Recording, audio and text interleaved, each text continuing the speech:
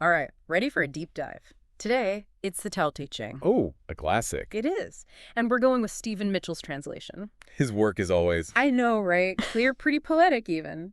not easy with a text that old and complex. Exactly. We even have some of his foreword and notes for extra context. Nice. Our goal. Not just to grasp the Tao, but how it applies to us, like right now. A text from centuries ago, still relevant today. It's amazing. It really is. The Tao Te Ching it tackles these huge questions, Yeah. existence, leadership, what even is success? It's like a guide to, what, living in sync with the universe? Exactly, a blueprint. And that all starts with, well, the Tao itself. Right. But that's not exactly easy to define, is it? It's tricky. Nameless, formless. How do we even begin to get that? That's the paradox right at the heart of it. Yeah. The book opens with, the Tao that can be told is not the eternal Tao. Like trying to describe water. Okay. Essentially always flowing, changing shape. Mhm. But you can't truly define it. So it's everything and nothing, source of it all, but beyond our grasp. Yeah, kind of mind-blowing. Right. Starting to see why this text is so revered. And maybe a little intimidating. It can be. Yeah. But that's part of the power. How so? It makes us think beyond our usual categories.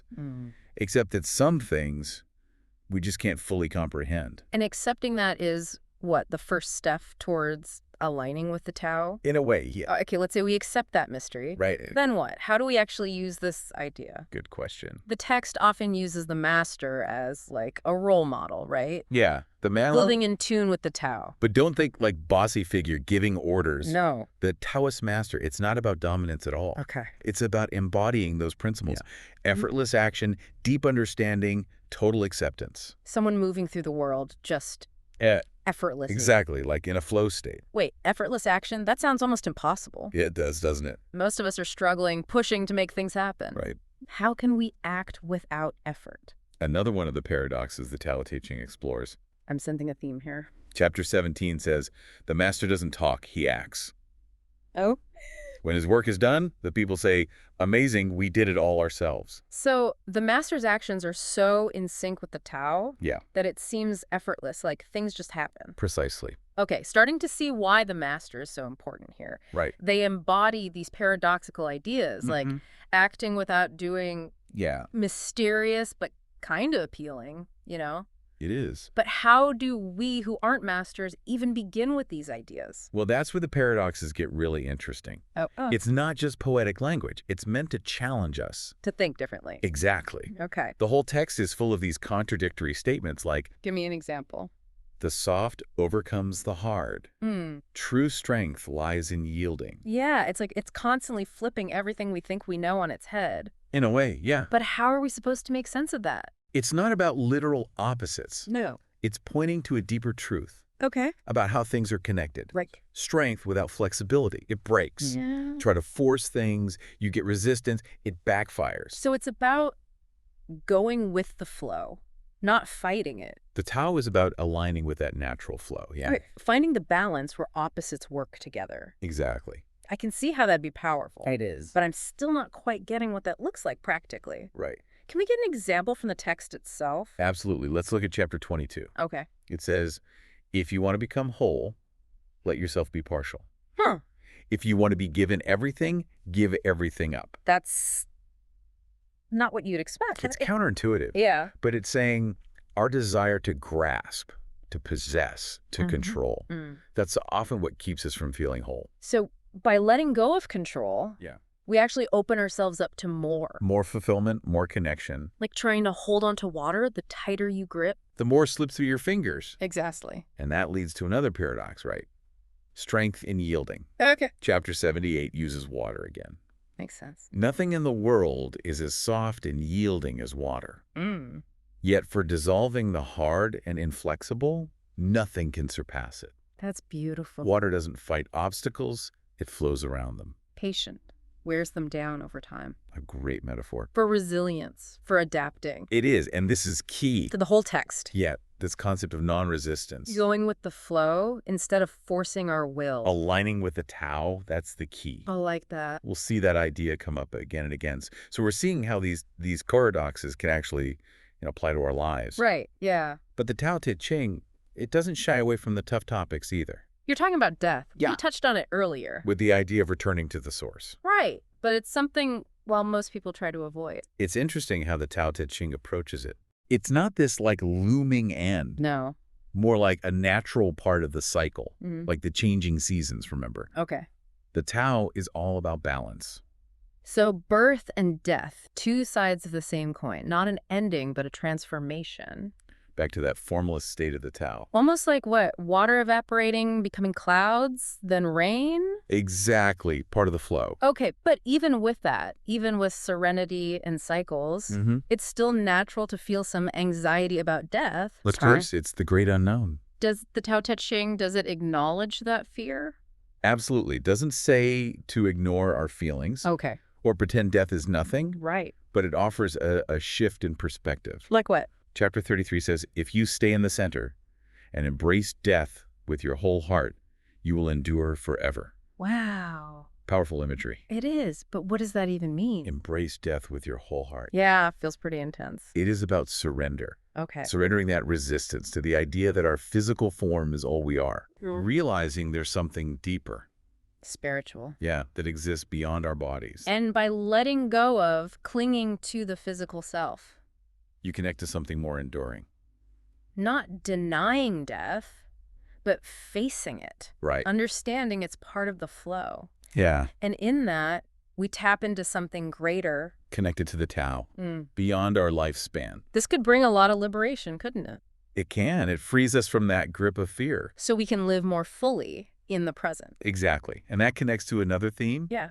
living a simple, authentic life. Sounds good in theory, Right. but how do we do that? It's tough. With all the messages we get, About what to buy, what to achieve. even who we should be. Yeah, it's overwhelming. The text gives us some guidance, though. Okay. Chapter 8 says, the supreme good is like water, which nourishes all things without trying to. Okay. It is content with the low places that people disdain. Thus it is like the Tao. So it's not about, what, some super strict lifestyle, no joy. Not at all. It's about being content. In the ordinary. Finding those simple pleasures. Yeah. Not chasing external success. Shifting focus from what we lack to what we already have. That's a good reminder. Chapter 44 says, be content with what you have. Yeah. Rejoice in the way things are. Mm. When you realize there is nothing lacking, the whole world belongs to you. Powerful stuff. True abundance isn't about stuff, it's that inner peace. But how do we quiet that voice in our heads? The one that says we need more. Yeah, that one. The Tao Te Ching says, look inward. Turn the focus around. Chapter 47. Without opening your door, you can open your heart to the world.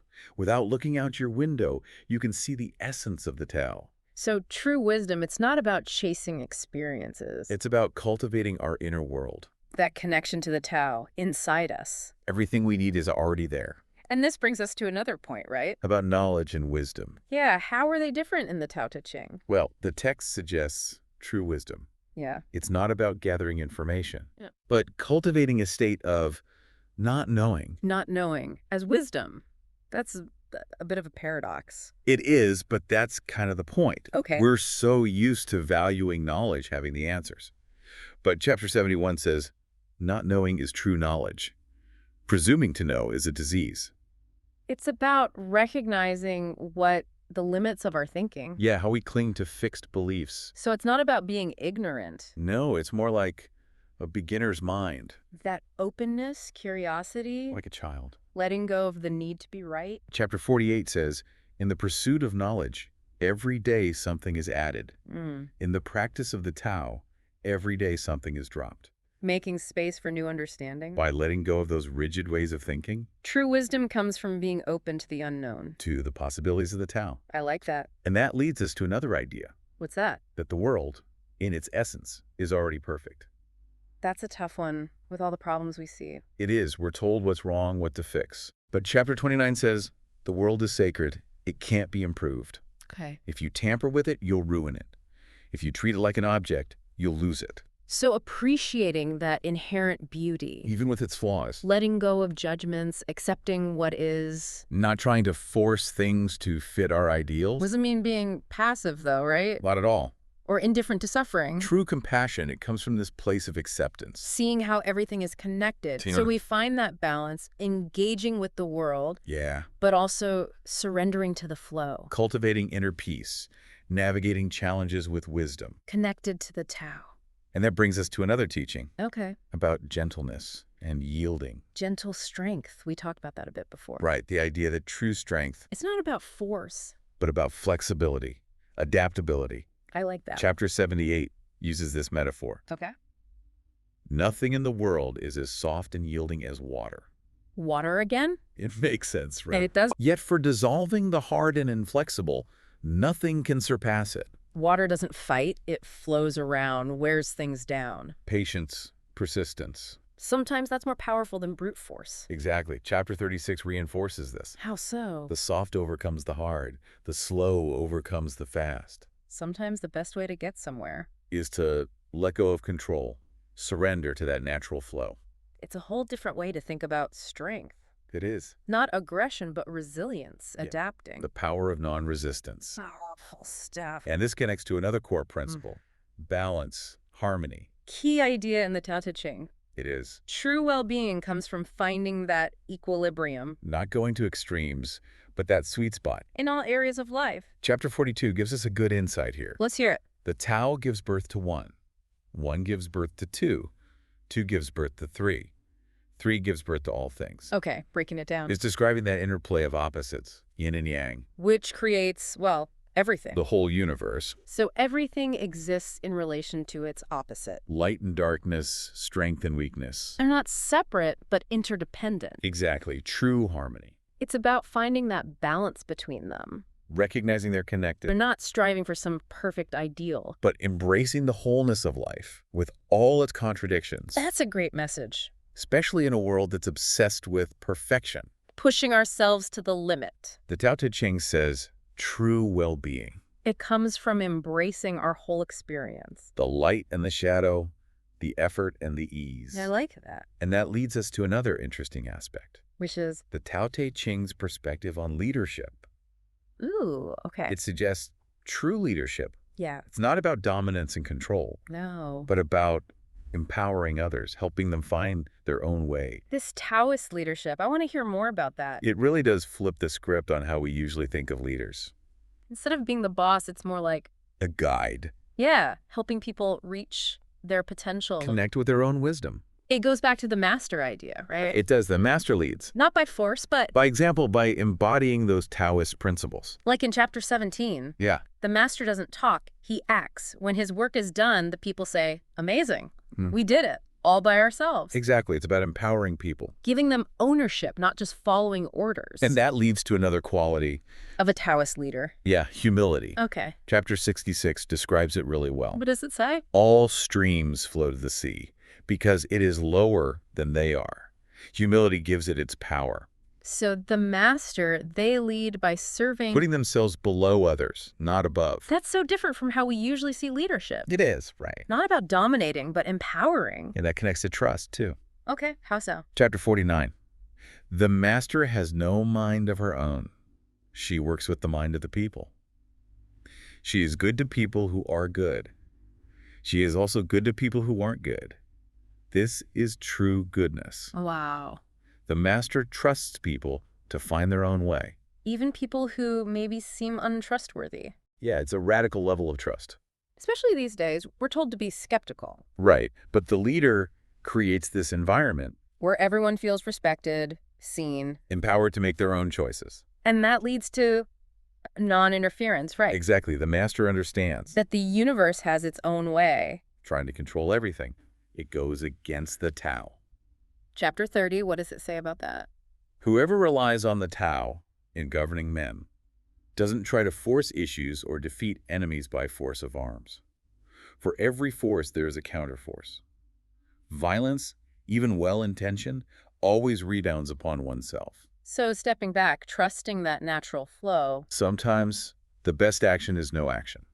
That takes a lot of faith, doesn't it? It does. Faith in the universe. It ties back to that idea, acting without doing. Right, we keep coming back to that. Aligning your actions with the Tao, Letting things unfold. instead of imposing their will. The master helps others thrive. Exactly. So humility, trust, non-interference. acting without doing. It's a whole new way to think about leadership, The Tao Te Ching, it's offering us a new paradigm. based on harmony, balance. Respect for the natural order. It's amazing how much we've covered today. I know. The nature of the Tao, the master's wisdom. Living simply, authentically. We even talked about death and leadership. Big topics. It's incredible how relevant this ancient text still is. It really is the Tao Te Ching. It makes us question our assumptions, Our habits of thinking. find a more balanced way to live, It's a journey. of self-discovery, connecting with our true nature. And with that universal force flowing through everything. So what if we started seeing our own lives that way? As an expression of the Tao. Yeah, what if we embraced not knowing? Let go of control. It's a challenge, but Could be the path to real peace, real wisdom. something to think about as we continue on our own journeys.